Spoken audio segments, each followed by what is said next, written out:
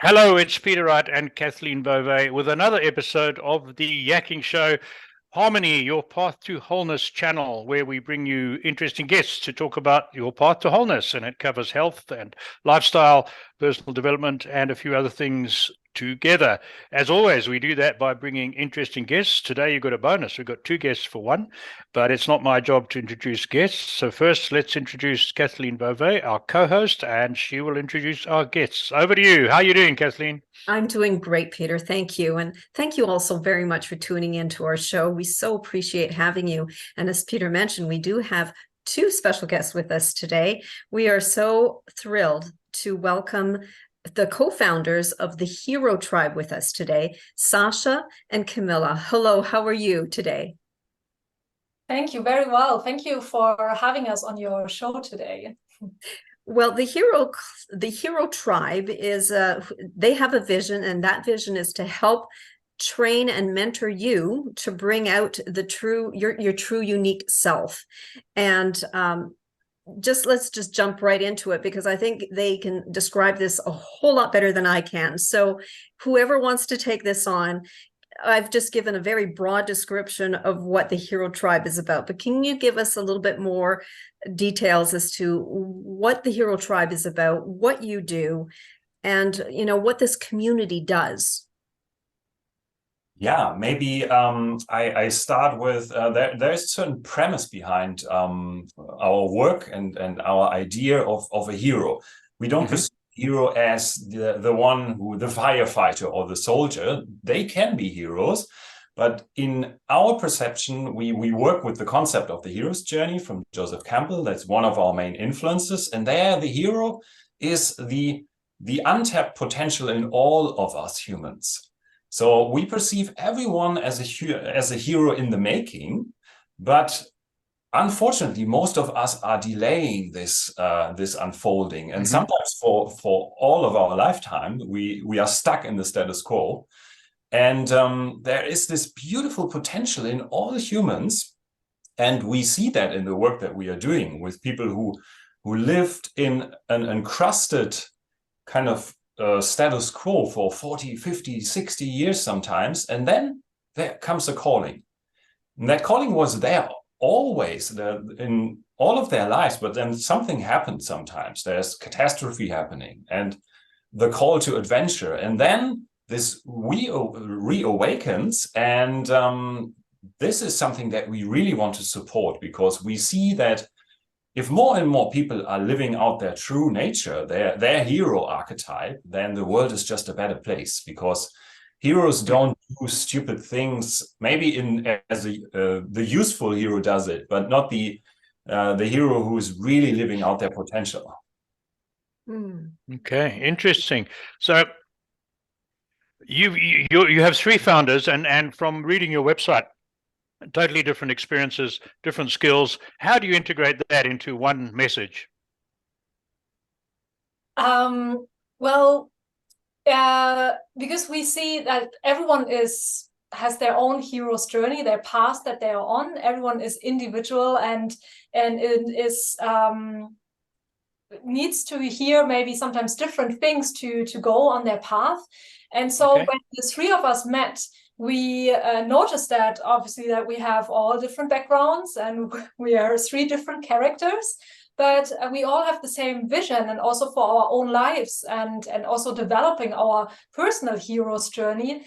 And well, we kind of started working, the three of us together, that it's just so beneficial if you can work with a person. So with our clients, we work, the three of us, with them, and then we have different perspectives, because sometimes what maybe my experience is, what I see or what I do and suggest might not work for that person, but then we find it out, and then there can be a different perspective. And so that's kind of how it's beautiful works together, that we have the three different backgrounds and skills, and can really when someone is on a one-on-one mentoring journey with us, really see what does this person needs to become the hero of their life, to go on their journey.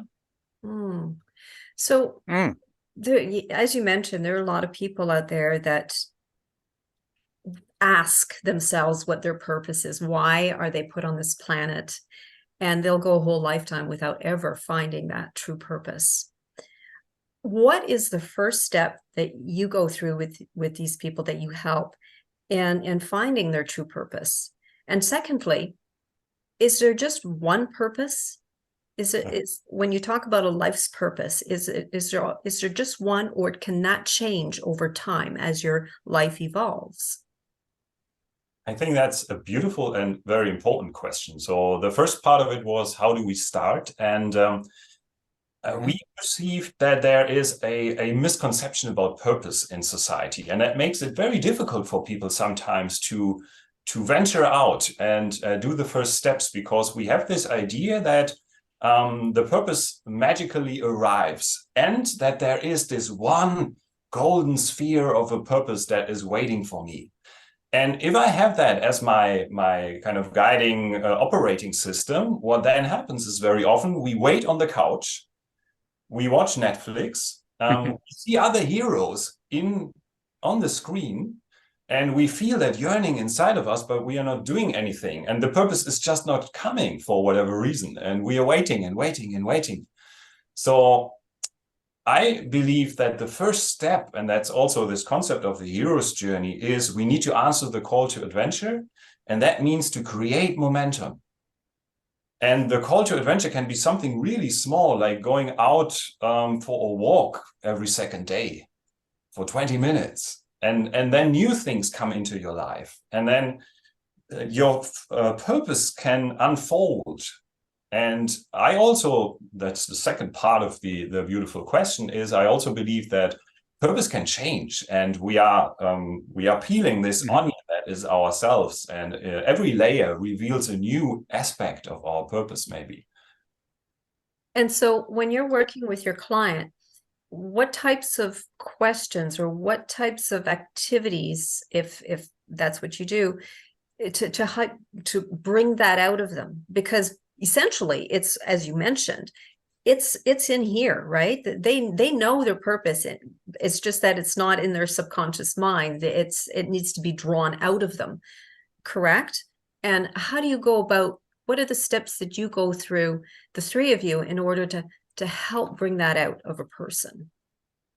I think the first step where we always start is that we do look with our clients, like what kind of vision or goal do they have at this very moment for their lives? What do they want to change? And there can be sometimes be more materialized goals or visions, that they want to live in a different house, have a different job, but also sometimes it's that they want to feel differently. So we also might take as a goal or vision a emotion that they want to have more in their life, be more happy or have love or feel love.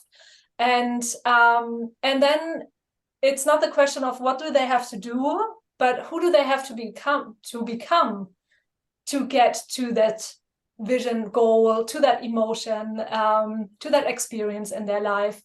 And there is where we then start to work on, you might take first, you kind of get assignments. We're doing a lot of body work as well. We're working with Qigong to kind of get the momentum rolling.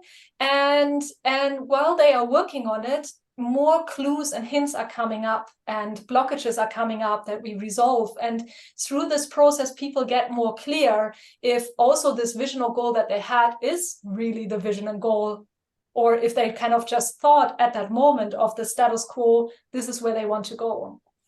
Oh, fascinating. Interesting. So here's one for you, just listening to both of you talking. Do you think if we were to go back, let's pick a figure, 200 years in history, where there was far fewer distractions from TV screens and Netflix, as Sacsha said, than today, do you think people found their purpose easier or more completely then than now? Is this a modern problem or not necessarily?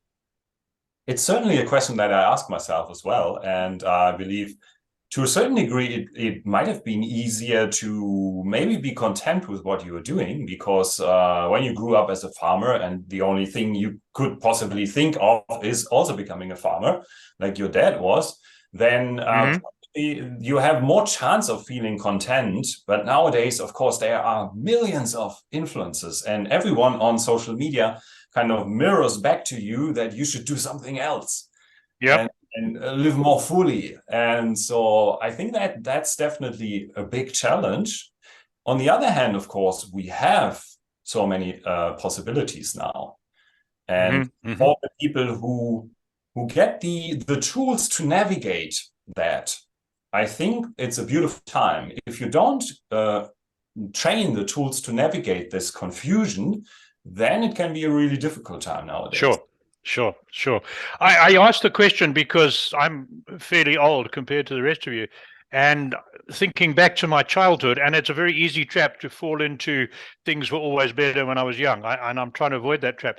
However, my observation would be that people were generally more content when I was growing up as a child 50 years ago, 60 years ago, in my environment, and I might have lived in Africa at the time. It was just an observation. So perhaps there's something in that from what you're saying. And so, yeah, I just wanted to add, I'm coming from this very traditional Chinese martial arts and energy background. I spent a lot of time in Asia in temples and monasteries, and I can totally relate to that yearning for an easy life and just concentrating on what you're doing and being there. And that's also, it's a big part of what we want to give our clients as a tool. Excellent. I remember, sorry, Peter, I didn't mean to cut in. No, go. No, I remember when I was in Peru a number of years ago on an ayahuasca retreat, and they took us into the jungle, and they took us to these little villages where people lived with literally nothing. I mean, they had nothing. I mean, they didn't have a home. They lived outside, but there was a joyousness to them. You know, I'd observe the women washing their clothes in the Amazon River, and here they are laughing and carrying on. There was just a lightness. And then we look at our lives, our busy lives, living in the cities, and everything is fast paced, and it's always go, and now, and we want more. And then I always think back to these people. There was just something in a simple life, but joy. There was joy. Anyways, I don't know if I'm getting off topic, Peter, but go ahead. No, true. I'm very interested to ask both Sacsha and Camilla about your camps. You have hero camps worldwide from your website. Tell our audience more about those. Yes, we call them the Spirit of the Hero camps. And well, it is wonderful what technology offers us to work worldwide with clients online, but we love it to get together with people and really also immerse there into an extraordinary world. We find it really important that people who want to make really lasting transformation or change in their lives, that they're also kind of trained while they are in their normal environment. It's to but yeah, it really helps also for example, a period of 1 or 2 weeks to go into this extraordinary world where you're just surrounded with like-minded. And so at our camps, we also through these steps of, okay, what is your vision, your project at the moment? Who do you need to become? And also what maybe dragons or shadows are on your path that you want to kind of face and bring up to the light so it can support you and not distract you on your path. And that's what we do at the camps. And from the activities, it's from that we do kind of lectures, teachings as well, with the concept of the hero's journey, and also the 5 elements, the Chinese 5 elements we're using as a concept, get a perspective on your life. But also we get very active with from Qigong to yoga. We're using the beautiful nature to connect with nature, and and have just this whole perspective and holistic approach to making these changes. So people who come to our camps, they are leaving very motivated and with new steps as well that they can take towards their vision and goals. Oh, fantastic. Sounds good. Yeah. And so how does your mission translate into everyday life for someone? So what would it look like for someone to live the way that your mission sets out?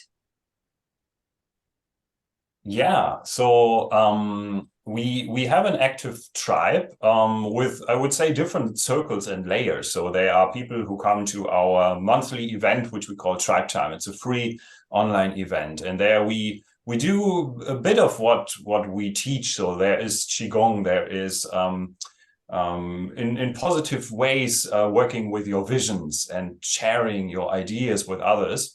And then we have a like a tighter circle in the center where people really work with us, and they well, usually what we try to give them are routines that are really helping this to grow this momentum, to propel them step by step out of this old stagnant status quo that they don't want any longer. So it's not that they are meditating or training for the whole day. It's we inject little tools here and there, which already creates momentum. And then what Camilla already mentioned is when we create momentum out of our status quo, what usually comes up are our blockages, because they feel triggered and they show up, and then we need to deal with them. And that's where our therapeutic coaching aspect comes in, where we then work with the people on these blockages when they show up in the moment, and they get assignment for that. So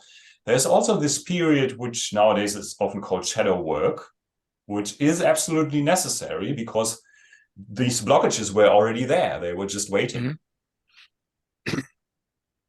Okay, very good. Very good. Here's one for you. How does your philosophy or your training support people from various faiths? And do you find there is any conflict between what you're teaching and any of the major faiths at all? The major, I'm sorry, I didn't... Faith. Faith. Faith. So, oh, yes, sorry. Thank you. Thank you. You already have... Yeah, I think that's also an interesting question. We certainly had different faith, many different also spiritual directions where already were in. We are very, very open to all kinds of philosophies. The only thing I would guess people would need is an openness, because we have various backgrounds. There is a lot of Chinese philosophy in our teachings. There is Indian philosophy. There is some ancient Christian ideas. There is Hawaiian wisdom in the thing we do. So people just need to be very open to accept ideas from other philosophies and traditions. But we are certainly not fixed to one faith, for example. okay, interesting. So you've described to us the Hero Camps, but you also have a Hero Tribe Academy. Can you tell us about that? Yeah, what we call the Hero Tribe Academy is all of those who are working with us also online. And there's the option to have like mentoring training where there are one-on-one sessions. But also like every Monday, everyone who is in our different programs are meeting for our Vision Master classes where we all train together. And yeah, next to the one-on-one mentoring, we offer as well online courses where they can go through like a self-study path, but also they are in our Hero Tribe Academy and joining us always on Mondays to train together. Oh, Okay, great. interesting. Yeah. So here's one for you, and it might sound like a curveball, and don't take offense. It's one that I think a lot of people would ask. Many years ago, when I was younger and hadn't found my true purpose anyway, I had a brief flirtation with Scientology, and I quickly realized that this was a dangerous path to go down. So I terminated my little involvement with them. But it's always stuck in my mind how easy it is to get involved with a cult. And how do you resist the criticism from perhaps some sources that you might be a cult? How do you set people's mind at rest on that one? Well, first of all, of course, there are interesting criticisms about the idea of the hero tribe. Some people are offended by the idea of the hero because in their perception that is reserved for people who rescued maidens in despair. That's not our philosophy. Then there are always some people who think like we are more like a life role play thing, because we use the imagery of heroes. When it comes to a cult, that is certainly something that, coming from this lifelong martial arts background, I observed cults. I also have trained with some almost cultist like martial arts circles, and there are a lot of there. And I think one thing that I identified is that there is it's very rigid, and it's not open anymore to new influences, and that's right.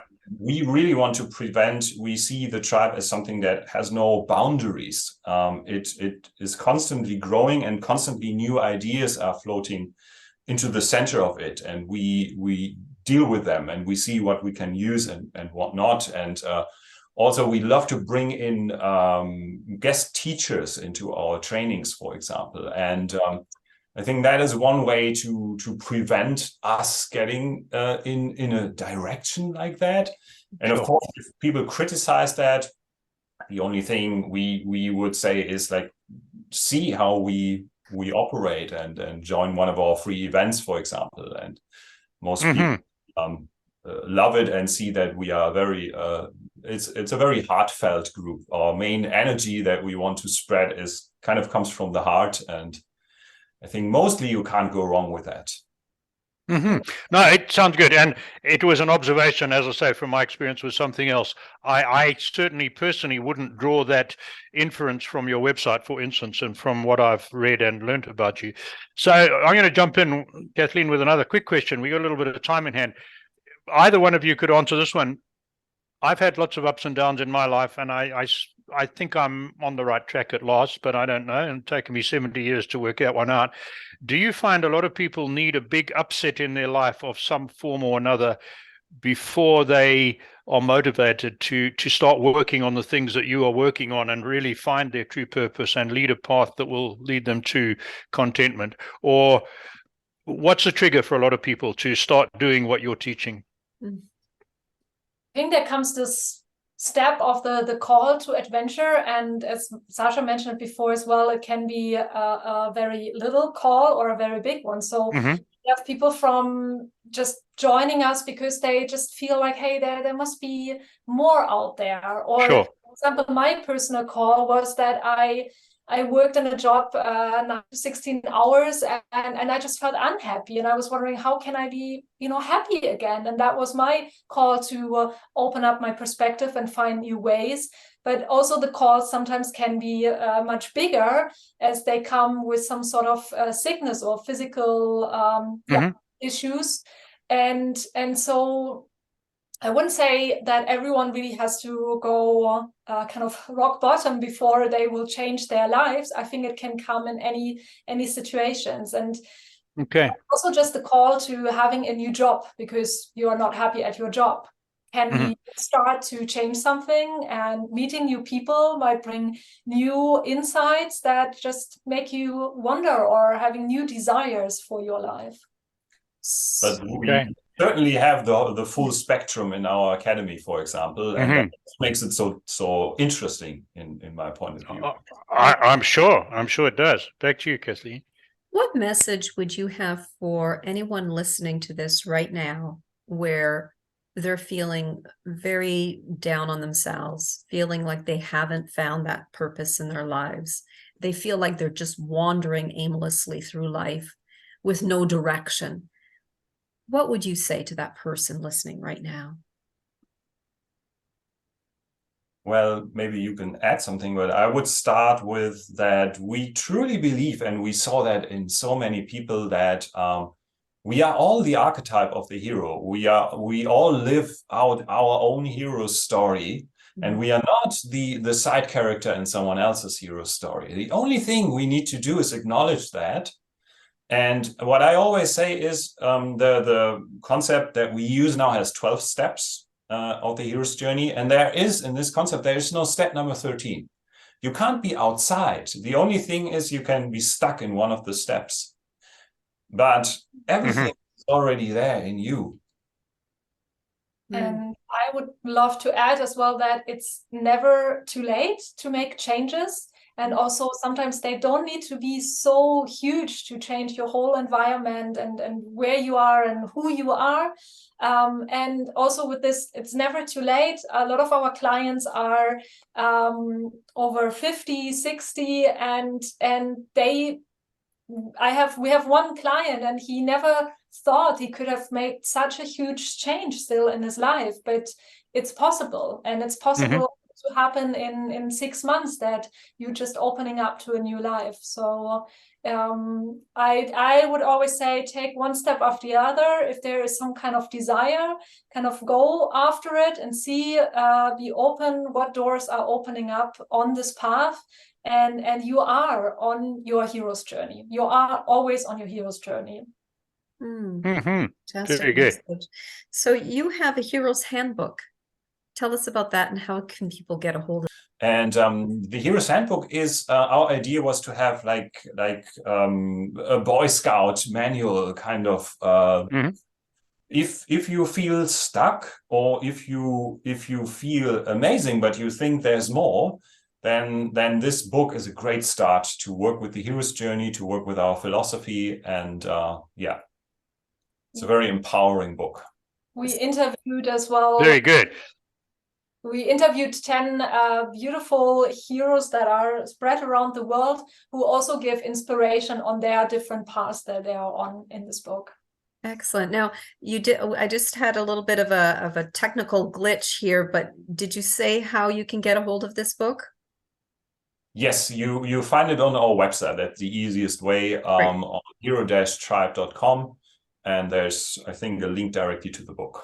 Perfect. Thank you.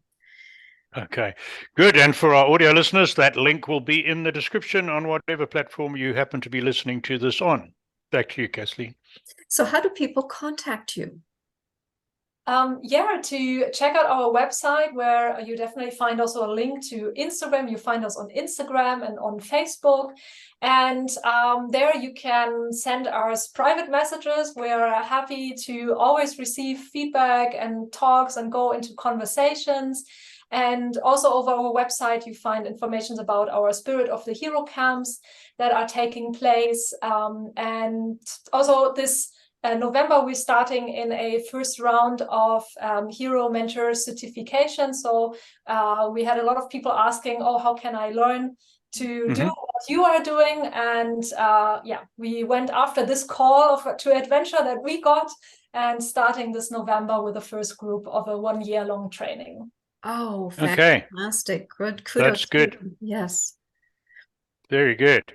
Oh, that is great. Thank you very much. And last message for our audience from my side. You've seen another bonus, 2 guests in one, always interesting guests. To make sure you don't miss our guests that are coming up in the weeks to come, sign up for our newsletter. Go to theyakkingshow.com. We only send you 1 email a week, and you won't miss our new guests coming on. And that's it. Thanks for listening. Thanks to Sacsha and Camilla. It was great to meet you. Back to Kathleen. Well, thank you both so very much for being with us today. We really enjoyed having you. And thank you all so very much for tuning into our show. If anyone is interested in being a guest on our show, please visit us at theyakkingshow.com. All you need to do is click on the contacts tab, where you will find a short application form, and we would love to hear from you. So until next time, take care, everyone. Bye-bye. Bye. Bye.